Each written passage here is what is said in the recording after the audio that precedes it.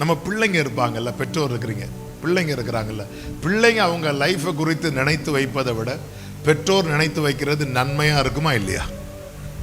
இருக்கும். எல்லா பெற்றோரும் இல்லை, சில பெற்றோர் எல்லா சின்ன பிள்ளைங்க கேட்குது, எனக்கு ஐஸ்கிரீம் வாங்கி கொடுங்க அப்படின்னு. பெற்றோருக்கு தெரியுது ஐஸ்கிரீம் வாங்கி கொடுத்தா பிள்ளைக்கு என்ன வரும், சளி வரும்னு தெரியுது. தெரிஞ்சதுக்கப்புறம் வாங்கி கொடுக்க மாட்டோம். அப்போது நமக்கு தெரியுது பிள்ளைக்கு எது நன்மை எது தீமை. பிள்ளைய நல்லா படிக்க வைக்கிறோம், எவ்வளோ நம்முடைய பெஸ்ட்டு கொடுக்குறோம். நமக்கு கிடைக்காதது நம் காலத்தில் நம் பெற்றோருக்கு நமக்கு செய்ய முடியாத காரியம் இன்னைக்கு நம்முடைய காலத்தில் நம்முடைய திராணிக்கு மிஞ்சி பிள்ளைகளுக்கு செய்கிறோம்.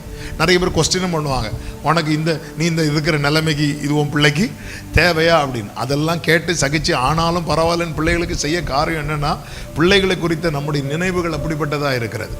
நம்ம பிள்ளை நல்லா இருக்கணும்.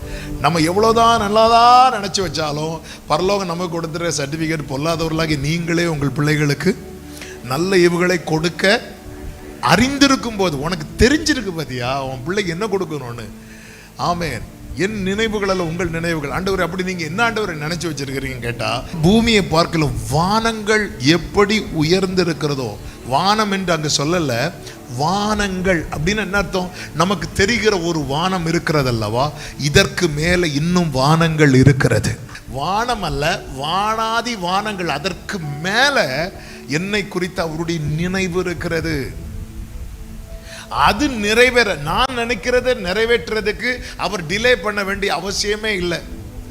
ஆமென். ஆபிரகாம் வாழ்க்கையில கர்த்தர் செய்கிற காரியம் இருக்கிறது, அபிமெலேக்கு வாழ்க்கையில கர்த்தர் செய்த காரியம் இருக்கிறது. அபிமெலேக்கு வாழ்க்கையில கர்த்தர் செய்த காரியம், அபிமெலேக்குக்காக ஆபிரகாம் வேண்டிக் கொண்டதுமே கர்த்தர் கொடுத்துட்டார். அபிமெலேக்கு காத்திருக்க வைக்கல, அபிமெலேக்கு வாக்குத்தத்தம் கொடுக்கல, அபிமெலேக்கு தம்முடைய பாதையில கொண்டு வரல, எதுவுமே பண்ணல. அவன் கேட்டான், கொடுத்துட்டார். ஆனா ஆபிரகாமுக்கு அப்படி அல்ல. ஆபிரகாமை காத்திருக்க வைத்தார், ஆபிரகாமை தம்முடைய நிலையிலே கொண்டு வருகிறார், ஆபிராமை ஆபிரகாமாய் மாற்றுகிறார், ஆபிரகாமை பிரித்தெடுக்கிறார். ஆபிரகாம் லைஃப்ல கர்த்தர் நடத்தின விதங்கள், கர்த்தருடைய அந்த ப்ராசஸே ஒரு பக்கம் பார்த்தா அது ரொம்ப பெயின்ஃபுல்லானது, ரொம்ப புரியாதது. ஆனால் அபிமெலேக்குக்கு அந்த பிரச்சனை, அபிமெலேக்குக்கும் பிள்ளை இல்லை, ஆபிரகாமுக்கும் பிள்ளை இல்லை, ரெண்டு பேருக்கும் ஒரே விதமான தேவை தான். ஆனால் ஒருவனுடைய தேவை ஒரு ஜெபத்தில் முடிகிறது, ஒருவனுடைய தேவை ஒரு ஜெபத்திலேயே சந்திக்கப்படுகிறது. ஆனால் இன்னொருவனுடைய தேவை சந்திக்கப்பட 25 ஆண்டுகள் ஆகிறது. ஆமென். இதில் கர்த்தருடைய நீதி என்று பார்க்கும்போது அவர் யார் பட்சத்தில் இருப்பதை பார்க்க முடியும்.